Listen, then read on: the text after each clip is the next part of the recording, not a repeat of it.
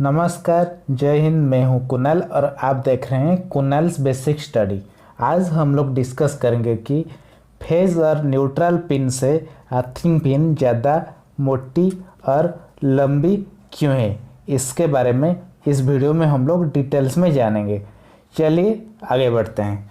अगर आप electrical field से बिलोंग करते हो तो आपको पता होगा कि कोई भी इलेक्ट्रिक प्लग में राइट साइड वाला हमेशा फेज होता है और लेफ्ट साइड वाला हमेशा न्यूट्रल होता है और ऊपर वाला पिन हमेशा अर्थिंग ही होता है।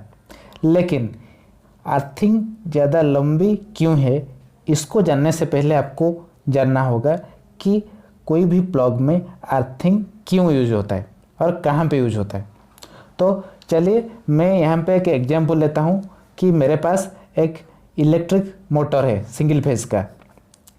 एक मेरा मोटर है जिसका फेज जाकर प्लग का राइट साइड यानी कि राइट पिन में कनेक्ट हुआ है और इसका जो न्यूट्रल जाकर इसका लेफ्ट साइड या प्लग का न्यूट्रल पिन में कनेक्ट हुआ है।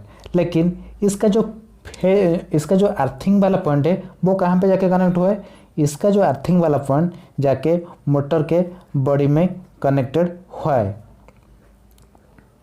तो आपको यहाँ पे पता चल गया होगा कि ये जो अर्थिंग वाला पिन का जो वायर हमेशा कोई भी इक्विपमेंट का बॉडी में ही कनेक्ट होता है।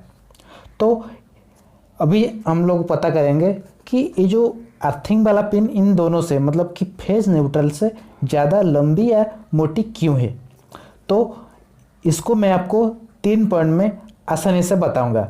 तो चलिए पहला पॉइंट डिस्कस करेंगे कि ये ज़्यादा लंबी क्यों है, मतलब कि ज़्यादा लंगर क्यों है ये जो फेज और न्यूट्रल से। सपोज ये जो मेरे पास मोटर है वो मेरा ख़राब हो गया, मतलब कि इसका जो फेज वाला जो वायर है ये जाकर मोटर के बॉडी में कनेक्ट हो गया है। तो क्या होगा कि इसका जो बॉडी में करंट फ्लो करेगा। अगर मैं इसको जाकर टच करूँगा तो क्या होगा कि मुझे शॉक लगेगा।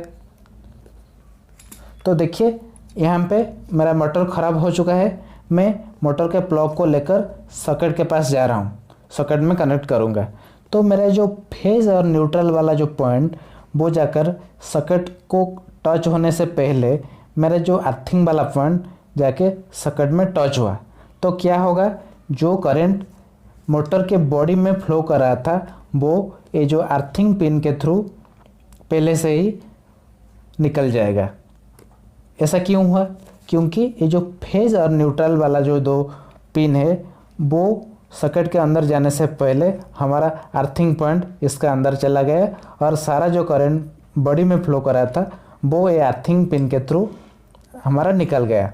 तो यहाँ पे आपको पता चल गया होगा कि अर्थिंग पिन लंबा होने का बेनिफिट क्या है कि अगर कोई करंट बॉडी में फ्लो कर रहा होगा तो वो फेज और न्यूट्रल से पहले वो अर्थिंग पॉइंट के थ्रू बाहर चला जाएगा। तो अगर अर्थिंग पिन जो वो ज़्यादा थिकर होगा या मतलब कि मोटी होगी तो हमें क्या बेनिफिट मिलेगा। तो सेकंड पॉइंट में मैं आपको बताऊंगा। ये तो फर्स्ट पॉइंट आपको समझ में आ गया। तो सेकंड पॉइंट ज़्यादा थिकर या ज़्यादा मोटी क्यों है, तो ज़्यादा लोग इसके बारे में डिस्कस नहीं करते।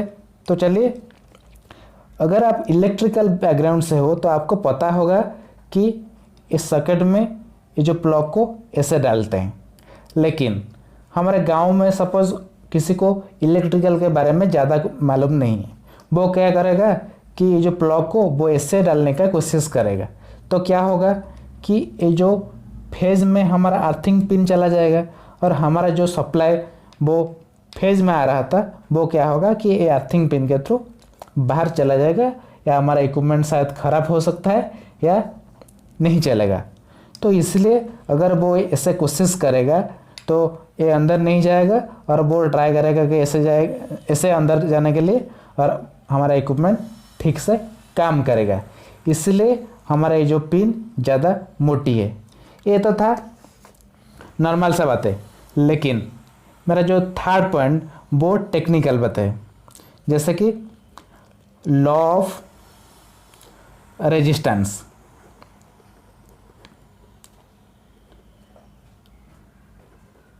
ये लॉ ऑफ रेजिस्टेंस क्या है कि इसका जो फॉर्मूला है वो है रो एल बाय ए।